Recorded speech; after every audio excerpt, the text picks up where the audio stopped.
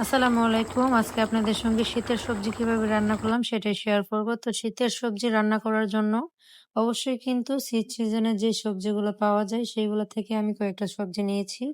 আপনারা অবশ্যই আপনাদের পছন্দ অনুযায়ী সবজি নিবেন। আমি আজকে পেঁপে আর গাজরটা স্কিপ করেছি কারণ আমার হাসব্যান্ড শুধু ২ টা ফুলকপি নিয়েই চলে আসছে সবজি রান্না করে দেওয়ার জন্য। তো বাসায় যা ছিল তা দিয়েই আমি আজকে সবজিটা রান্না করব। আর পেঁপে, চাল কুমড়া অথবা গাজরের জায়গায় আজকে কিন্তু আমি শসা আর টমেটো এড করেছি। তো আজকের রেসিপিটা কিন্তু একটু অন্যরকম। তো আপনারা অবশ্যই ভিডিওটা পুরোটা দেখার চেষ্টা করবেন। আর সবজিটা রান্না করার জন্য ১ম এই আমি নিয়েছি ২৫০ গ্রামের মতো সিম। তারপর নিয়েছিলাম ২ টা ফুলকপি। ফুলকপিগুলাকে কিন্তু আমি বানিয়ে সেদ্ধ হতে দিয়ে দিয়েছি। তারপর কিন্তু আমি এইদিকে শসা কেটে নিয়েছি ২ টা। শসাটা আপনারা অবশ্যই দেখেছেন আমি কিভাবে কেটেছি। আর তার ফাঁক দিয়ে কিন্তু আমি রান্নাঘরে থাকা কয়েকটা থালা-বাসন ধুয়ে নিয়েছিলাম। তার সঙ্গে ভাতও রান্না করে ফেলেছি। তারপর আমি এদিকে এসে রান্নাটা বসিয়ে দিলাম। তো ১ম এই কিন্তু একটা পাতিলের মধ্যে আমি পেঁয়াজ আর তেল পরিমাণ মতো দিয়ে দিয়েছি। ভাজার পর কিন্তু দিয়ে দিয়েছি এখানে মসুর ডাল।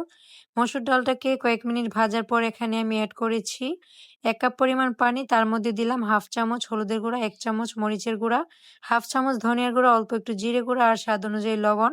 তারপর আমি কিছুক্ষণ রান্না করার পর কিন্তু ডালটা ভালো করে সেদ্ধ হয়ে গেছে। আর ডালটা দেওয়ার কারণ হচ্ছে সবজিটা কিন্তু ঘন হয়। সবজি ঘন না হলে কিন্তু ভালো লাগে না। তারপর এখানে ডাল সেদ্ধ হওয়ার পর এড করেছি সিম। সিম এড করার পর নেড়েচেড়ে মিশিয়ে এর মধ্যে এড করেছি দেশি আলু। বাজারে কিন্তু দেশি আলুটা এখন এভেলেবেল। আর দেশি আলুটা দিয়ে কিন্তু যেকোনো তরকারি রান্না করলে অনেক ভালো লাগে।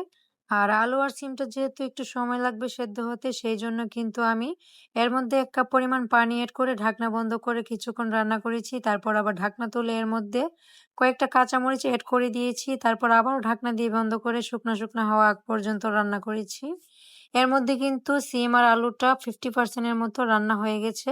এখন আমি এর মধ্যে শসা এড করে দিব। তারপর এর মধ্যে ফুলকপিও এড করে দিব। আর ফুলকপিটা যেহেতু সেদ্ধ করা হয়েছে আমার সেজন্য কিন্তু আগে যদি দেই তাহলে কিন্তু গলে যেতে পারে। সেজন্য আমি পরে এড করছি। আর শসাটাকেও পরে এড করছি। এখন আমি সবগুলা সবজিকে কিন্তু একসঙ্গে ভালো করে নেড়েচেড়ে মিশিয়ে দিচ্ছি। এখন আমি ২ টা টমেটো ভালো করে ধুয়ে তারপর কেটে এর মধ্যে এড করে দিলাম। আবারও ভালো করে নেড়েচেড়ে মিশিয়ে ঢাকনা বন্ধ করে যতক্ষণ না পর্যন্ত সেদ্ধ হয়ে আসছে সবজিটা, ততক্ষণ আমি রান্না করেছি। আর আমার আজকের রেসিপি আপনাদের কাছে কেমন লেগেছে অবশ্যই কিন্তু কমেন্টে জানাতে ভুলবেন না। রেসিপি ভালো লাগলে লাইক, কমেন্ট, শেয়ার এবং সাবস্ক্রাইব করতে ভুলবেন না।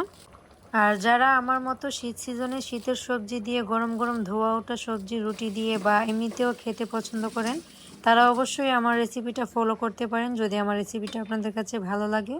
আর সবজির মধ্যে যারা একটু ঝাল খেতে চান অবশ্যই কাঁচামরিচ আরো ২-৩ টে মাঝখান দিয়ে ভেঙে এড করে দিতে পারেন। যেহেতু আমার বাসায় বাচ্চা আছে ২ টা ছোট, ছোট সেজন্য আমি ঝালটা একটু কমই দিয়েছি।